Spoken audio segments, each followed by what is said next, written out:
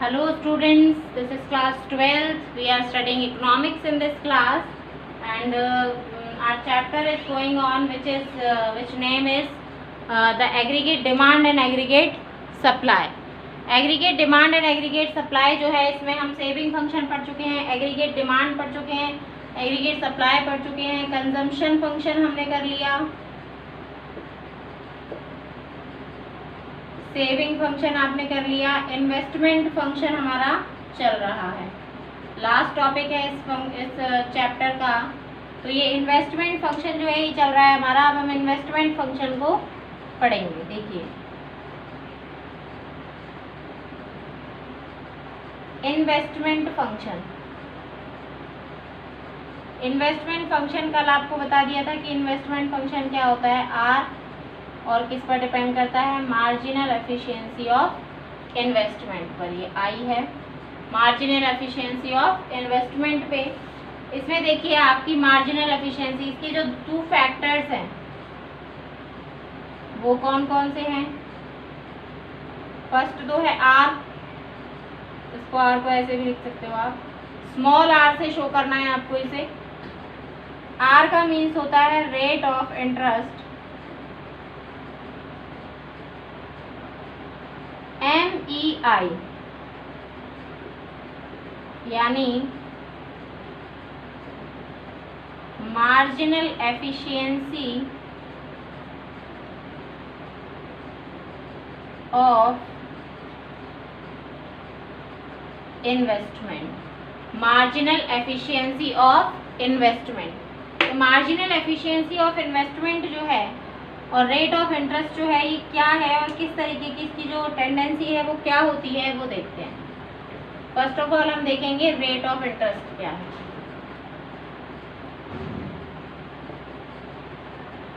Rate of interest, देखिए rate of interest क्या है। रेट ऑफ इंटरेस्ट से हमारा मतलब है कि एक cost, rate of interest refers as the cost of borrowing money। जब हम किसी से मनी बोरो करते हैं, यानी जब हम किसी से मनी बोरो करते हैं, यानी पैसा उधार लेते हैं, तो वो जब पैसा उधार लिया जाता है और हम उसको जब वापस से रीपे करते हैं, यानी जब हम उसे वापस चुकाते हैं, तो उन दोनों में कुछ डिफरेंस होता है। क्या हम उतनी ही मनी को वापस रीपे करते हैं जितना हमने लिया था? नहीं, हम कितनी लेते हैं मनी वापस? कुछ एक्स्ट्रा पैसा हम देते हैं उसको वापस। तो देखिए, refers as the cost of borrowing money. मान लीजिए हमने 10,000 रुपीज़ अगर हमने कहीं से लिया, हमने 10,000 रुपीज़ बोरो किया, आफ्टर 1 ईयर हमने उसको 10,000, यानी हमने उसे दिया 11,000 रुपीज़। तो ये जो 1,000 रुपीज़ है ये क्या था? रेट ऑफ इंटरेस्ट, सॉरी ये था इंटरेस्ट। रेट ऑफ तो होता है जो इसकी रेट है, जिस रेट पर ये चलता है। अब देखते हैं ये जो रेट ऑफ इंटरेस्ट है इससे क्या रिलेशन है हमारे इन्वेस्टमेंट का। देखिए, रेट ऑफ इंटरेस्ट जो है ये कि इंटरेस्ट रेट जो है वो किस तरीके से इंक्रीज होता है। अगर मान लीजिए रेट ऑफ इंटरेस्ट इंक्रीज हो रही है, मान लीजिए रेट ऑफ इंटरेस्ट इंक्रीज हो रही है, कहने का मतलब मान लो कि मैं एक क्या हूं? प्रोड्यूसर हूं। मैं एक प्रोड्यूसर हूं, मुझे मनी की नीड है और मैंने देखा कि रेट ऑफ इंटरेस्ट बड़ी कम है। रेट ऑफ इंटरेस्ट जो है अभी बैंक जो है वो 2% पे लोन दे रहे हैं, तो क्या करूंगी मैं? रेट ऑफ इंटरेस्ट अगर कम हो रही है तो मैं क्या करूंगी? ज़्यादा से ज़्यादा बोरो कर लूंगी, और जितना बोरो करूंगी उतना ही क्या कर दूंगी? इन्वेस्ट। यानी कि जैसे ही रेट ऑफ इंटरेस्ट क्या होगी? कम होगी, तो हम इन्वेस्टमेंट क्या करेंगे? ज़्यादा करेंगे। इन्वेस्टमेंट ज़्यादा करेंगे ना, यानी कि डिमांड जो है मनी की वो हम कैसी करेंगे? ज़्यादा। क्यों करेंगे ज़्यादा? क्योंकि अब हमें जिस रेट ऑफ इंटरेस्ट पर हम ले रहे हैं पैसा, उसमें हमें कम पैसा देना पड़ेगा वापस। यानी कि जितना, जैसे मान लो ये 11,000 मैंने दिया, तो 11,000 की जगह हो सकता है कि 10,500 ही देना पड़े अब मुझे, क्योंकि इंटरेस्ट रेट क्या चल रही है? कम चल रही है। तो इन्वेस्टमेंट के लिए हमें क्या देखना होता है कि अगर रेट ऑफ इंटरेस्ट कम है तो इन्वेस्टमेंट क्या हो जाएगा, इंक्रीज हो जाएगा। क्यों हो जाएगा, क्योंकि उस प्रोड्यूसर को जो लोन है वो कैसा पड़ेगा, चीप पड़ेगा।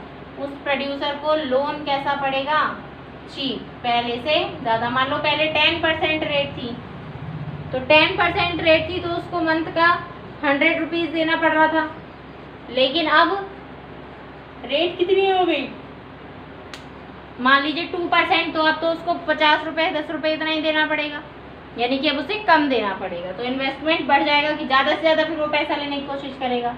तो इंटरेस्ट क्या हो जाएगा, अगर रेट ऑफ इंटरेस्ट कम होती है तो इन्वेस्टमेंट इंक्रीज हो जाएगा।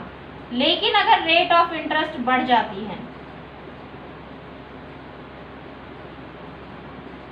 रेट ऑफ इंटरेस्ट क्या हो जाती है, बढ़ जाती है। तो अगर रेट ऑफ इंटरेस्ट इंक्रीज होती है तो अगर जितना पैसा हम लेने वाले हैं उतने को भी हम नहीं लेते, और उस पैसे को हम क्या कर देते हैं कि ठीक है, अगर अभी तो रेट बहुत ज़्यादा है मार्केट में, तो हम क्या करते हैं, कम ही पैसा इन्वेस्ट कर देते हैं, क्योंकि जितना प्रॉफिट होगा उतने उससे ज़्यादा तो किस में चला जाएगा, इंटरेस्ट में चला जाएगा, यानी ब्याज में चला जाएगा।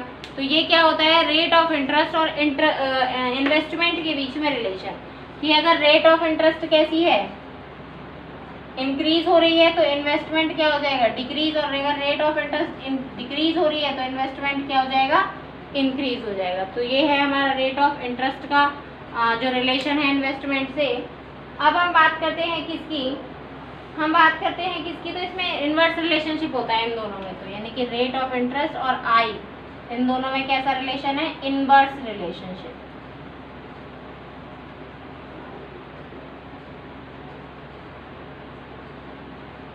इनवर्स रिलेशनशिप है इन दोनों के बीच में। अगर एक इंक्रीज होगा तो दूसरा डिक्रीज होगा, दूसरा इंक्रीज होगा तो पहला डिक्रीज होगा। अब जो नेक्स्ट टॉपिक है वो है मार्जिनल एफिशिएंसी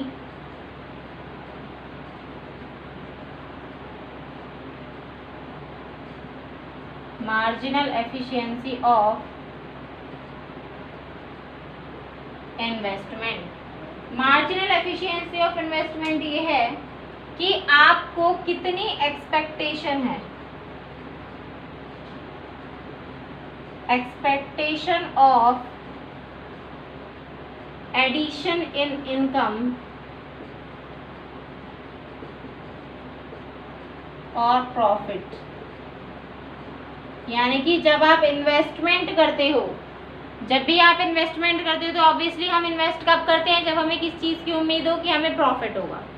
इन्वेस्टमेंट हम कब करेंगे, जब हमें ये लगे कि हाँ ठीक है प्रॉफिट होगा, तभी तो हम इन्वेस्टमेंट करते हैं। अगर हमें ये लगेगा लॉस हो रहा है तो क्या हम इन्वेस्ट करेंगे, पॉसिबल ही नहीं है इन्वेस्टमेंट कर दें हम। तो इन्वेस्टमेंट हम जब करते हैं जब हमें प्रॉफिट की उम्मीद हो, तो वो एक्सपेक्टेशन, रेट ऑफ एक्सपेक्टेशन जो है कि कितना होगा, वो एक्सपेक्टेशन क्या कहलाती है, मार्जिनल एफिशिएंसी ऑफ इन्वेस्टमेंट कहलाती है। तो अगर हमें उम्मीद है कि इन्वेस्टमेंट ज़्यादा करेंगे तो प्रॉफिट ज़्यादा होगा, तो हम इन्वेस्टमेंट को बढ़ा देंगे। यानी कि अगर marginal efficiency of rate increasing हो रही है, यानी कि उम्मीद ज़्यादा है प्रॉफिट अर्न करने की, तो क्या कर देंगे, इन्वेस्टमेंट को इंक्रीज कर देंगे। और अगर मान लो कि उसमें कोई उम्मीद नहीं है, बहुत कम चांसेस हैं प्रॉफिट के, तो मान लीजिए अगर कोई कहता है कि इस शेयर मार्केट में पैसा लगा दीजिए, और हो सकता है कि 90% तो पॉसिबल है कि हाँ आपका श्योर हो जाएगा कि हाँ शेयर्स के जो प्राइस है वो बढ़ेंगे ही बढ़ेंगे। लेकिन अगर शेयर के प्राइसेस आपको घटने की उम्मीद है, तो आप क्या करेंगे कि नहीं यार ठीक है, हो सकता है बढ़ भी जाएं, लेकिन ज़्यादा उम्मीद नहीं है, तो आप क्या करेंगे, ठीक है रहने दें, उम्मीद नहीं है तो एक काम कर, ज़्यादा मत करें, कम ही इन्वेस्ट कर दे। यानी कि पहले मान लो आप 2 करोड़ के शेयर्स परचेज करने वाले थे, अब आप कितने करेंगे, लाख के ही करेंगे। अगर पॉसिबल हुआ तो ठीक हुआ, तो क्या हो जाएगा, उसमें इम्पॉर्टेंट ग्रोथ हो जाएगी, इन्वेस्टमेंट हो जाएगा, और आगे फिर वो और इन्वेस्ट कर देंगे। तो ये होता है क्या, यानी कि इन दोनों के बीच में कैसा रिलेशन होता है, पॉजिटिव, और इनके बीच में पॉजिटिव रिलेशन, और किसके बीच में, रेट ऑफ इंटरेस्ट एंड जो इन्वेस्टमेंट है उसके बीच में रिलेशन जो है वो कैसा होता है, नेगेटिव होता है। तो डिसीजन जो है इन्वेस्टमेंट का वो MEI और रेट ऑफ इंटरेस्ट पे डिपेंड करता है। तो अगर मान लीजिए MEI यानी मार्जिनल इन्वेस्टमेंट जो एफिशिएंसी है, मार्जिनल एफिशिएंसी ऑफ इन्वेस्टमेंट जो है वो किससे ज़्यादा है, रेट ऑफ इंटरेस्ट से ज़्यादा है, तो प्रॉफिट होगा ही होगा। यानी उसे उम्मीद ज़्यादा है और इंटरेस्ट की रेट भी कम है, तो प्रॉफिट तो होना ही है कि अब तो पैसा भी बहुत ज़्यादा ले सकते हैं। और इस बिज़नेस में क्या है, हमें बहुत ज़्यादा होप भी है कि इसमें क्या हो सकती है, इजीली बहुत ज़्यादा कमाई हो सकती है। तो ये इसीलिए दोनों में जो डिफरेंस है वो ये है कि इसमें पॉजिटिव रिलेशन और उसमें नेगेटिव रिलेशन। इसके बाद जो हमारा टॉपिक है वो आता है x anti saving and x plant saving, x post saving and x post consumption investment.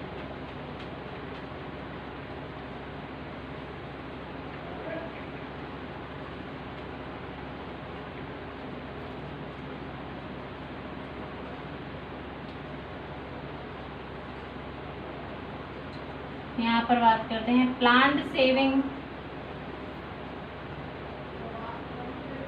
Plant investment.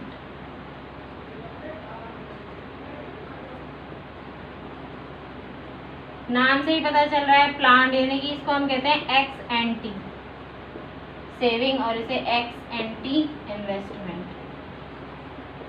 कहने का मतलब जो हमने प्लान किया है, जब हमने इन्वेस्टमेंट के स्टार्टिंग में यानी बिगनिंग जब हमने की थी इन्वेस्टमेंट की, बिजनेस को जब हमने बिगिन किया था, तो उस समय हमने क्या प्लान किया था कि जो हमने प्लान किया था कि इतनी होगी, इतनी सेविंग हो जाएगी और इतना हम इन्वेस्टमेंट कर देंगे। ये सब क्या है, प्लान होते हैं, प्लान किए जाते हैं कि हकीकत में इतना ही मिले ये ज़रूरी नहीं है। तो जो प्लान्ड होती हैं सेविंग्स वो क्या कहलाती हैं, प्लान्ड सेविंग यानी एक्स एंटी सेविंग। और जो प्लान्ड इन्वेस्टमेंट होते हैं यानी कि जितना इन्वेस्टमेंट प्लान किया जाता है कि इतना इन्वेस्टमेंट हम करेंगे, वो क्या होता है, ये बिगिनिंग पीरियड में ही हो जाता है, डिफरेंट लेवल ऑफ इनकम पे इतना इतना हमें करना पड़ेगा। ये होता है क्या, प्लान्ड, यानी कि जो पहले से ही हमने डिसाइड कर लिया। अब बात करते हैं एक्स पोस्ट सेविंग और एक्स पोस्ट इन्वेस्टमेंट की।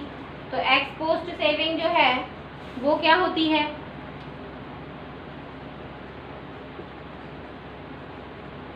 एक्स पोस्ट सेविंग यानी एक्स पोस्ट सेविंग, ये तो प्लान तो क्या है, एक इमेजिनरी कंडीशन है कि इतना करेंगे, सेविंग इतनी करेंगे। मान लीजिए आपकी जॉब लगी नई नई, तो आपने स्टार्ट कर दिया ड्रीम देखना कि इतने हज़ार तो मैं बचाऊंगा, इतना ये करूंगा, ये तो क्या हो गई, आपकी प्लान सेविंग हो गई, इतना मैं इन्वेस्ट कर दूंगा शेयर मार्केट में, ये आपकी एक्स एंटी इन्वेस्टमेंट हो गई।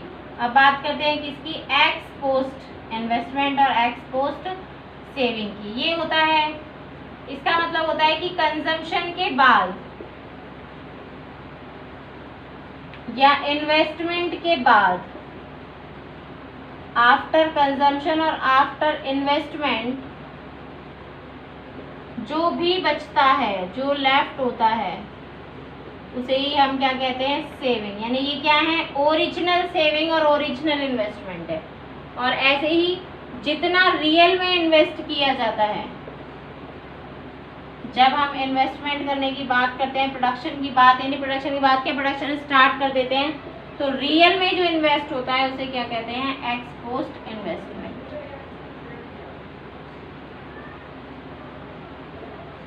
ये हमारा ex post investment and ex post saving. अब है involuntary employment, unemployment and voluntary unemployment.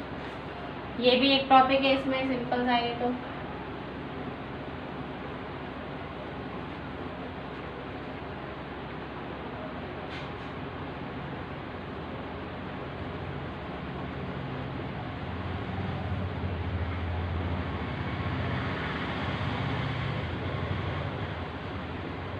Involuntary unemployment and voluntary unemployment. देखिए इनवॉलेंट्री अनएम्प्लॉयमेंट क्या होता है, इनवॉलेंट्री एम्प्लॉयमेंट क्या होता है कि कोई एक पर्सन है, उस पर्सन के पास डिग्री है ऑफ स्टडीज़ की डिग्रीज हैं उसके पास स्टडीज़ की डिग्री के बाद में उसके पास एफिशिएंसी ऑफ वर्क यानी वर्क एक्सपीरियंस भी है,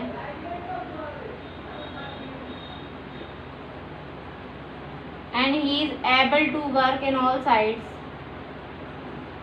और वो काम भी कर सकता है, वो काम भी कर सकता है, he is able to work, उसके अंदर एबिलिटी भी है, and he wish to work, and he want to work, और वो काम करना भी चाहता है, जॉब करना भी चाहता है। ठीक है, तो ये क्या है, वांट टू वर्क, लेकिन but he will not gate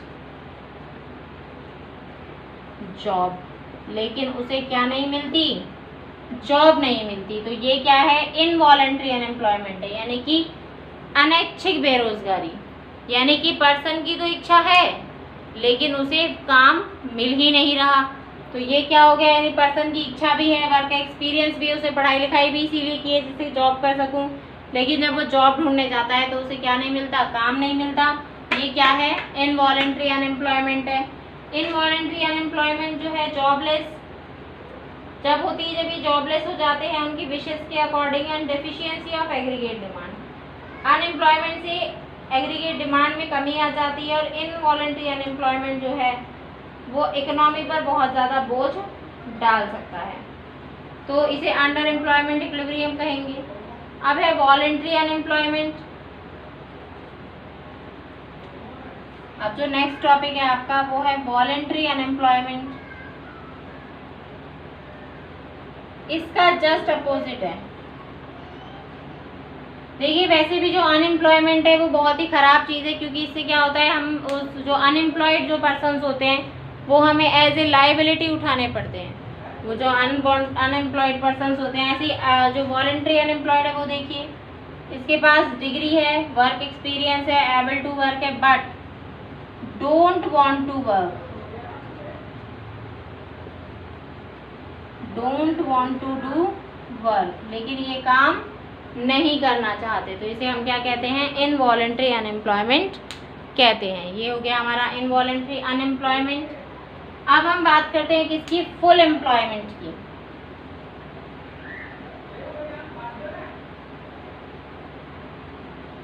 इसमें कहने का मतलब है जहां पर जॉब्स की जितनी डिमांड है उतनी ही जॉब्स की सप्लाई हो जाए, उसे क्या कहते हैं, जितने लोग जॉब करना चाहते हैं वो सभी जॉब करें, और कोई भी सीट भी खाली ना रहे, और कोई पर्सन क्या ना रहे, अनएम्प्लॉयड भी ना रहे। तो ये क्या होता है, फुल एम्प्लॉयमेंट होता है, जहाँ पर जो पर्सन काम करना चाहता है उसे प्रॉपर रेट पर क्या मिले, जॉब मिल जाए। और कीन्स ने ऐसा कहा भी है कि जब कोई इंक्रीमेंट नहीं हो, when an increment in AD does not result in increment of level of output, it shows the full employment, यानी कि जब एग्रीगेट डिमांड में इंक्रीमेंट जो है वो उसके प्रोडक्शन में कोई भी क्या नहीं दिखाता, इंक्रीमेंट नहीं दिखाता, तो ये क्या हो जाता है, फुल एम्प्लॉयमेंट आ जाता है। अब हम इसके कुछ न्यूमेरिकल्स कर लेते हैं। देखिए,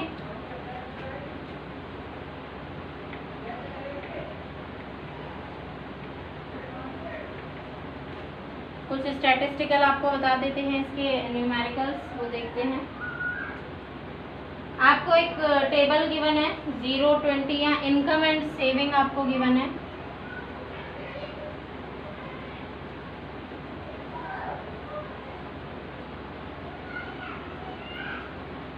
जीरो, 20, 40, 60, सेविंग आपको गिवन है -12, -6, 0, 6, ये है आपका सेविंग। अब देखिए, इसमें आपको फाइंड आउट करना है एमपीसी और एपीएस। एमपीसी फाइंड आउट करना है आपको और एपीएस फाइंड आउट करना है। अब देखिए, एमपीसी का फॉर्मूला जो है, फॉर्मूला आपको लर्न होने चाहिए। एमपीसी का जो फॉर्मूला है वो क्या है, del C upon del Y. तो आपके पास सी तो है ही नहीं, यानी आपके पास कंजम्पशन नहीं है। अब कंजम्पशन डेल वाई तो आप निकाल लोगे। कंजम्पशन का फॉर्मूला क्या होता है, वाई माइनस एस, क्योंकि सी प्लस एस यानी कंजम्पशन और सेविंग की तो क्या होती है, कंजम्पशन और सेविंग ही क्या होती है, इनकम होती है। तो यहाँ पे हम कंजम्पशन निकाल लेते हैं, यानी सी फाइंड आउट कर लो। 0 माइनस -12, ये हो गया 12, 12 माइनस -6, 26, ये हो गया। अब 40 माइनस 0, 40, 60 माइनस 6, 54, ये कंजम्पशन आ गया। अब निकाल सकते हैं हम एमपीसी। MPC निकाल सकते हैं del C upon del Y. First तो खाली रखेंगे बिल्कुल, क्योंकि इससे पहले का नहीं पता इसमें कितना चेंजेस है 14 का, इसमें कितना चेंज है 14 का, तो डेल सी निकाल लीजिए 14 और अपॉन 20। पहले डेल सी निकाल लेती हूँ मैं। डेल सी निकालेंगे तो यहाँ 14 आ गया, इसमें से इसको माइनस किया तो कितना आया 14 आ गया, इसमें भी 14 आ गया, ये तो आप छोड़ दीजिए, और इसमें भी 14, यानी कि दोनों सेम ही है सारे डेल सी। अब डेल वाई फर्स्ट तो ब्लैंक 2020 का है, MPC निकल गया हमारा। MPC कैसे निकालेंगे, ब्लैंक किया del C upon del Y, यानी 14 अपॉन 20 14 अपॉन 20 सेम रहेगा 0.70 0.70, ये आ गया आपके पास। अब हमारा जो नेक्स्ट है वो है APS निकालना था। क्या था क्वेश्चन में, APS। APS कैसे करेंगे फाइंड आउट। APS का जो फॉर्मूला है देखिए वो क्या है, S upon Y. S upon Y कर दो, S ये रहा सेविंग्स और Y क्या है इनकम, S अपॉन वाई कर दो 0, यानी -12 अपॉन 0 तो -12 आ गया। देन 6 अपॉन 20 तो ये क्या आएगा 0.3 आएगा, माइनस की कुछ ऐसे ही आएगा ना, 6 अपॉन 0.3। Then 0 upon 40 0, 6 upon 60 0.1। ये हो गया क्लियर हमारा। अब क्या आएगा इसमें आपका, ये माइनस नहीं आएगा इसमें। ये आपके कुछ ऐसे न्यूमेरिकल्स हैं जो आप इजीली कर सकते हैं, अगर आपने चैप्टर को ध्यान से पढ़ा है तो ही आप कर सकते हैं। लेकिन इसको अगर इसमें हमें APS निकाल दिया, अगर हम इसमें MPS निकालें, MPS निकाल के देखते हैं।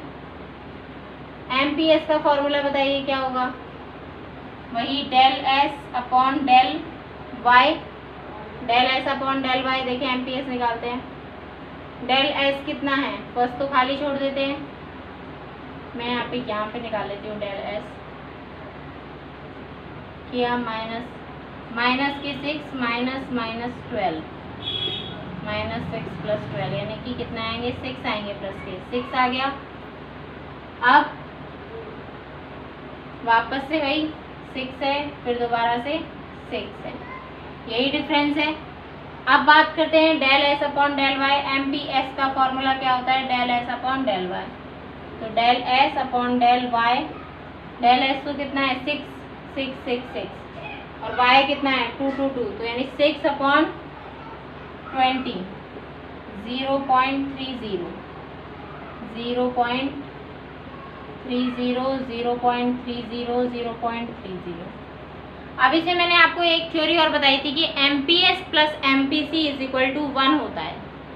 MPS plus MPC is equal to क्या होता है 1, क्योंकि कोई भी जो इनकम है वो सिर्फ क्या कर सकती है, कोई भी जो इनकम है वो सिर्फ क्या कर सकती है, कंजम्पशन और सेविंग कर सकती है। इसीलिए दोनों की जो वैल्यू है क्या आएगी, देखो 0.70